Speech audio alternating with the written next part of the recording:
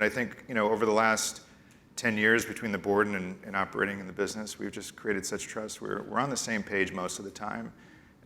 We have a very kind of brother-sister type of relationship, which is helpful from an emotional and an EQ perspective, which I think is really important. Good morning, everyone, and welcome, Tom. I wore my best jewels for you today. Oh, appreciate it. So did I. All right, Tom, you were tapped to lead the eponymous Kendra Scott after a 22-year run by its founder. I first want to ask, why you? Why do you believe you were tapped? What skills did you bring to help lead this company into its next evolution? Yeah, well, I'd been at the company at that point, I think, for 6 years as a member of the board and then an operating management leader there as well. And I think it really comes down to trust.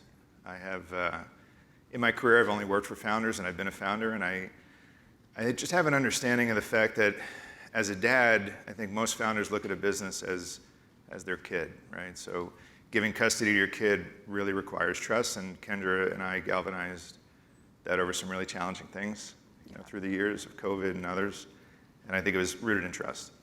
We'll circle back to that conversation, the topic of trust. Founders, as you know, tend to be the lifeblood of their organization. In following in their footsteps is certainly a daunting task. How do you go about making your distinct mark on the company, charting your territory, while still paying homage to your predecessor and end the history? Yeah, I don't ever think it's about me. I feel like the company doesn't work for me, I work for them. So I have a servant mentality, and I think that helps, and ultimately we're serving Kendra. She is the vision and the voice and the brand of the business. And I've worked for now 2 founders whose names are on the building between Ralph Lauren and her. And I think it's my job to just execute her vision as best that we can and have a great team that also shares that vision. Yeah. You say you're a servant leader, you're working to support Kendra. Should that be your focus? Some would argue it should be the customer. Well, the customer's our boss. We have 3 operating principles at the company. Number 1 is do what you say you're going to do, walk the talk. The second is the customer's our boss. She and he sign our paychecks. So every decision we make is kind of rooted in that. And I think Kendra's vision kind of sits up from a strategic perspective. And then we're executing against what the customer wants and needs wherever they are.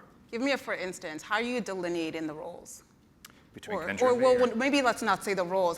Because it seems as though she's still a strong presence in the company. So again, how do you chart your vision forward while still working and making sure you're aligned with her? Yeah, thankfully for the company and all of our customers, I have no involvement in design. I don't think I'd do a very good job there, but she sets the vision and the direction from a brand perspective. She runs everything we do from a philanthropic perspective. It's one of our core pillars.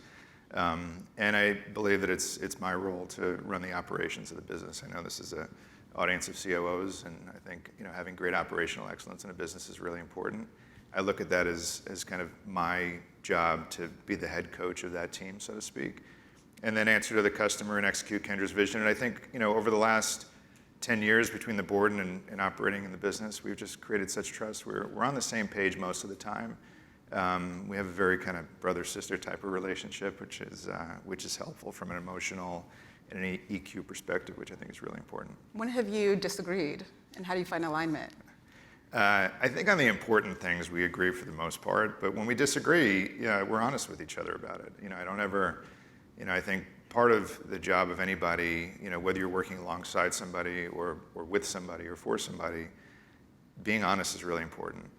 So if I don't agree with something that she says, I tell her very directly, and vice versa. And more importantly, we're listening to the customer. We're also listening to our employees. We have an amazing team. We've got almost 3,000 employees now, and every one of them is spectacular. So we're asking a lot of questions. We don't ever act like we know everything. We're asking questions of the customer, asking questions of our employees.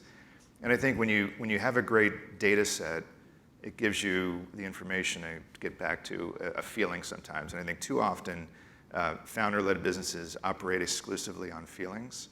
And it's important. Founders see white space in the market that a lot of us can't. But backing those things up, those feelings up with facts is really important as well. Yeah.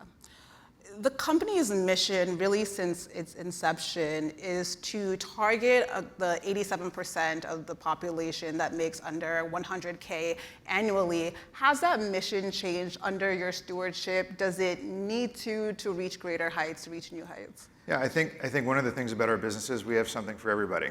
And what's unique about our business is my 16-year-old daughter, my wife, and my mom all love the business. So we have incredible diversity from an age perspective as well as an economic perspective, and we sell products that range from $50 all the way up to almost $50,000. So we've zeroed in on the affordable luxury space, if you will. But Kendra's from Kenosha, Wisconsin. I think we have a Midwestern sensibility about us. And the beauty is when we look at our business, whether it's in Texas or New York City or everywhere in between, it's the same kind of customer. It's a customer that cares about value.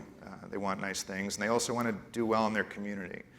This year we'll do almost 30,000 events in 142 stores, and almost every one of those events has a philanthropic edge to it and is helping in the local community. So we feel like a very local brand, whether, again, you're in New York City or El Paso, Texas. Yeah.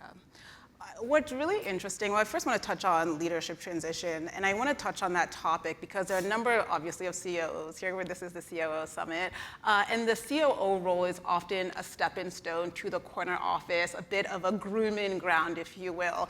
And so when you were transitioning into the CEO role, often when transitions happen too quickly, it can be inexpedient, it can be disruptive, but also when they happen too slowly, it can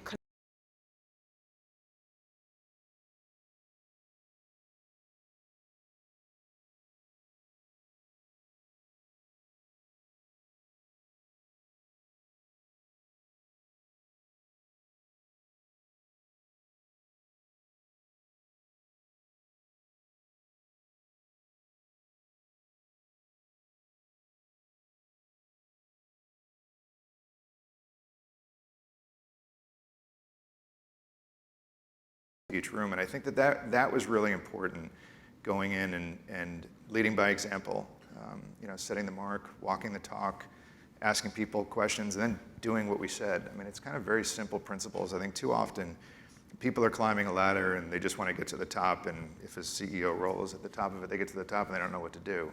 And I think that's okay, being honest with not knowing what to do. I think CEOs come from all different walks. Some come through the COO pipeline, others come through marketing, others come through sales. At the end of the day, you're the head coach. I look at myself as the head coach of our team. Yeah. And I want to make sure that we win. And in order to win, we have to make sure that everybody has exact aligned principles and knows where we're going and what the outcome's going to be. And then we hold people accountable and we celebrate success. I mean, to me, it's a pretty easy principle. And we've had, as a result, 40 months in a row of double-digit growth in the business. Leading through the last 4 years has not been easy. So I'm proud of it, and I don't think it has anything necessarily to do with me. I think it's because we put a great team around us, and we've shined a light on great people, and we allow them to be great, and we celebrate the successes together. Yeah. You brought up an interesting comment that I want to explore a bit more. It's quite prescient. Earlier last month, there was very spirited conversation among the Silicon Valley set about founder mode versus manager mode. Founder mode being that they're visionaries and they're scrappy, very hands-on. Manager mode being more conventional CEO mode. Where do you fall on that debate? I think somewhere in the middle is always the right answer to most things. I think that's a political answer. I like it. That's a politician's answer. I have 4 children that I have to navigate, and somewhere in the middle of where they're all saying is usually the right answer.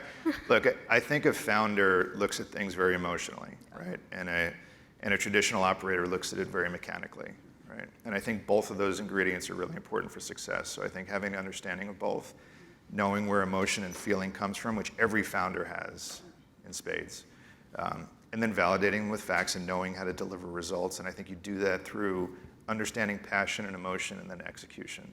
And I think a lot of companies fall down when they have great ideas, right? Founders have great ideas. And to me, when I was a founder, it was never about having great ideas. It was about, accountability, right? And I think too often people don't have accountability. So if you're taking that emotion, seeing the white space that founders have an uncanny knack to be able to do, backing with emotion and passion for why a customer is going to want to walk into a door or go onto a website or go into a wholesale partner, looking at it through the lens of a customer and then being able to execute, I think that leads to success. So I think it comes from everywhere, and sometimes it's founders and sometimes it's people that are more operationally minded. Very quickly, you're quite bullish on physical stores at a time when a number of retailers, I'd say most retailers, are recalibrating their brick and mortar investments. Why is that?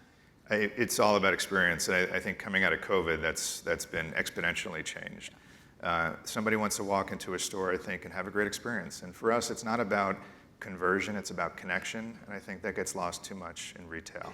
Retail is also expensive. It's gotten a lot more expensive. So you have to have an operational mindset from the sense of, everything we think about is about free cash flow from a business perspective. And we find the right places where we can have a meaningful impact on the community. We do a lot of events, and people walk out with a smile. Hopefully they walk out with a yellow bag and a great experience with our brand, but more importantly, it's about the experience and the connection we've made with our customers. Who's our boss? I might have to check out the Kendra Scott in New York Right. then. Thank you, Tom, for a really robust conversation. Thanks, Ruth.